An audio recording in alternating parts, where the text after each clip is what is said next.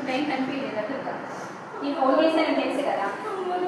నేను ఫోన్ చేశానని తెలుసే కదా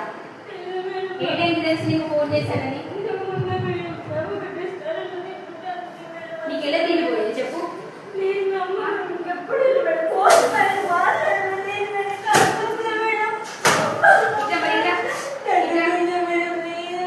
నీ అవతరం ఎలా ఉంది నువ్వు గుళ్ళో ఉండొచ్చు అమ్మతోడు అనిపించడం చికెన్